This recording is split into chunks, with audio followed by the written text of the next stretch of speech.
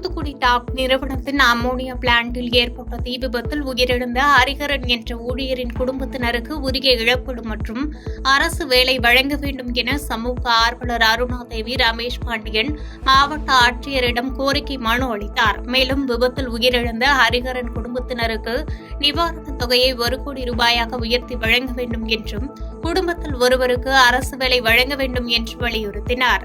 அது மட்டுமல்ல, இப்ப மஞ்சள் நீர் காயில பாதிக்கப்பட்டு உயிரிழந்த ஹரிஹரன் குடும்பத்தினருக்கு இப்ப 25 லட்சம் ரூபாய் கொடுக்கிறோம் அப்படின்னு சொல்லியிருக்காங்க. 25 லட்சம் ரூபாய் இழப்பீடு தொகையாக மட்டும் வழங்கினால் மட்டும் போதாது. அந்த குடும்பத்தினர் ஒருத்தருக்கு அரசாங்க வேலை கண்டிப்பாக அந்த நிறுவனம் கண்டிப்பாக கொடுத்தே ஆகும்.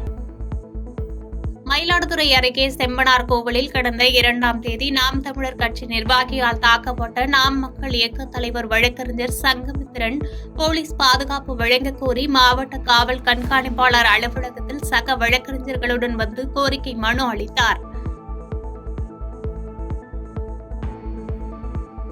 தேனி மாவட்டம் ஆண்டிப்பட்டி அருகே கிராம மக்கள் எதிர்ப்பையும் மீறி புதிய டாஸ்மாக் கடை அமைக்கப்பட்டு கடைக்காக லாரியில் மது பாட்டில்கள் கொண்டுவரப்பட்டது.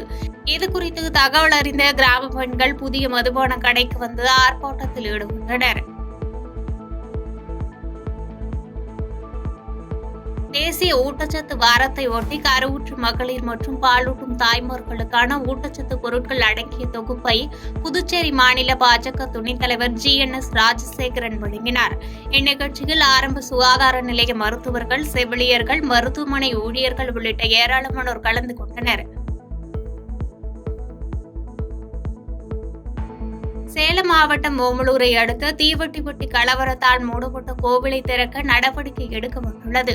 மேலும் காடையாம்பட்டி தாலுகாவில் உள்ள ஆக்கிரமிப்புகளை அகற்றுவது குறித்து அனைத்து துறை ஆலோசனைக் கூட்டத்தில் சார் ஆட்சியர் கலந்து கொண்டு பல்வேறு ஆலோசனைகளை வழங்கினார்.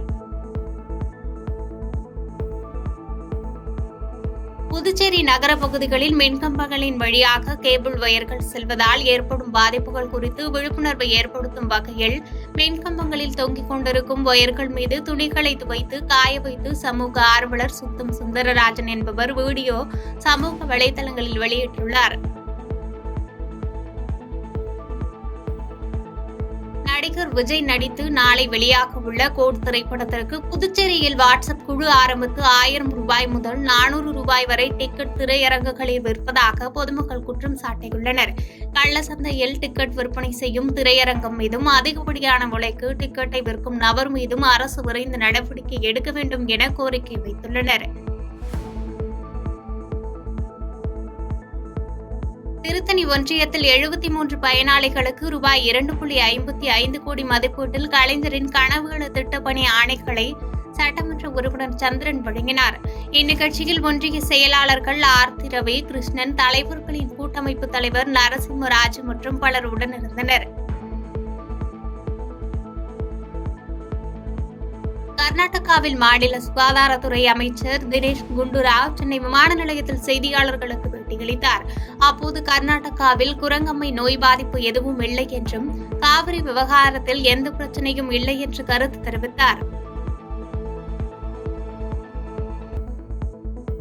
நாகை மாவட்டத்தில் உள்ள விவசாயிகளுக்கு வேளாண் கருவிகள் இயக்குதல் மற்றும் பராமரிப்பு குறித்த மாவட்ட அளவிலான முகாமினை அவுரித்திடலில் மாவட்ட ஆட்சித்தலைவர் ஆகாஷ் துவக்கி வைத்தார். பவர் டிரில்லர், களை எடுக்கும் கருவிகள், வைக்கோல் கட்டும் கருவிகள், சொட்டு நீர் தெளிப்பு, நீர்ப்பாசன கருவிகள் உள்ளிட்ட இயந்திரங்களை கையாள்வதற்கும் பராமரிப்பதற்கும் விவசாயிகளுக்கு விளக்கம் அளிக்கப்பட்டது. பாண்டி மெரினாவில் தனியார் சார்பில் ஒட்டக சவாரிக்கு பயன்படுத்தப்பட்டு வந்த ஒட்டகம் ஜூலை 25ஆம் தேதி உயிரிழந்தது. இதையடுத்து துறைமுகத்துக்கு சொந்தமான இடத்தில் இருந்த ஒட்டகத்தை பள்ளம் தோண்டி புதைத்த நிலையில் இதுகுறித்து அறிந்த ஜெபின் என்கிற வழக்கறிஞர் ஒதியஞ்சாலை காவல் நிலையத்தில் புகார் அளித்தார். இந்நிலையில் தனியார் நிறுவனத்தின் மீது விலங்கின் நோயை சரியாக கண்டறியாமல் இருப்பது, ஊனமாக்குதல், சரியாக பராமரிக்காமல் விடுதல் உள்ளிட்ட பிரிவுகளின் கீழ் வழக்கு பதிவு செய்யப்பட்டுள்ளது. நாமக்கல் மாவட்டம் ராசிபுரம் அருகே கிணற்றில் விழுந்த சிவகுமார் என்பவரின் பசுமாட்டை 2 மணி நேர போராட்டத்திற்கு பிறகு தீயணைப்புத் துறையினர் பத்திரமாக மீட்டனர். திருப்பூர் மாவட்டம் உடுமலையில் நள்ளிரவில் முகமூடி அணிந்து திருட்டுகளில் ஈடுபடும் சம்பவங்கள் அதிகரித்து வருகிறது. இந்த நிலையில் முகமூடி அணிந்து ஆயுதங்களுடன் நள்ளிரவில் நடமாடும் மர்ம நபர்கள் வீடியோ வெளியாகி பரபரப்பை ஏற்படுத்தியுள்ளது.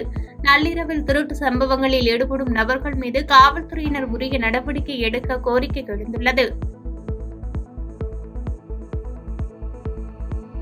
திருப்பூர் மாவட்டம் அவிநாசி, கருவலூர், புதுப்பாளையம் உள்ளிட்ட பகுதிகளில் நீலகிரி நாடாளுமன்ற உறுப்பினர் ராசா ரூபாய் 5.5 கோடி மதிப்பீட்டில் அடிக்கல் நாட்டுதல் மற்றும் திறப்பு விழா செய்து வைத்தார். நிகழ்ச்சிகளில் துறை சார்ந்த அதிகாரிகள், திருப்பூர் தெற்கு சட்டமன்ற உறுப்பினர் க. செல்வராஜ் உள்ளிட்ட பலர் கலந்து கொண்டனர். வேலூர் மாவட்டம் குடியாத்தம் அருகே அரசு பேருந்து மீது இருசக்கர வாகனம் மோதிய விபத்தில் ஒருவர் சம்பவ இடத்திலேயே உயிரிழந்தார். மேலும் 3 பேர் படுகாயங்களுடன் மருத்துவமனையில் அனுமதிக்கப்பட்டுள்ளனர்.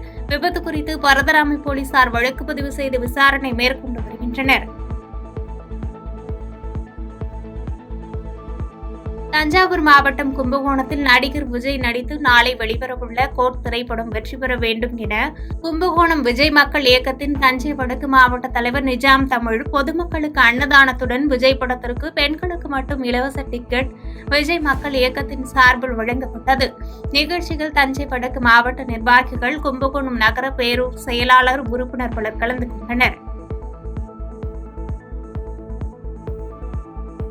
கடலூர் மாவட்டம் வேப்பூர் அருகே கழுதூர் கிராமத்தில் புதிதாக கட்டப்பட்டுள்ள கால்நடை மருத்துவமனையை தொழிலாளர் நலன் மற்றும் திறன் மேம்பாட்டுத்துறை அமைச்சர் சி.வே. கணேசன் துவக்கி வைத்தார். அப்போது சமத்துவபுரம் பகுதியில் வசிக்கும் மக்கள் தங்களுக்கு பட்டா வழங்க வேண்டும் என்று கோரிக்கை வைத்ததை தொடர்ந்து 15 நாட்களில் உடனடியாக பட்டா வழங்கப்படும் என்று அமைச்சர் உறுதியளித்தார். பாதகம் செய்பவரை கண்டால் நாம் பயங்கொள்ளலாகாது பாப்பா, மோதி மிதித்து விடு பாப்பா, அவர் முகத்தில் உமிழ்ந்து விடு பாப்பா. அண்மை செய்திகளை உடனுக்குடன் தெரிந்து கொள்ள இணைந்திருங்கள் இயம்நாடு தொலைக்காட்சியுடன்.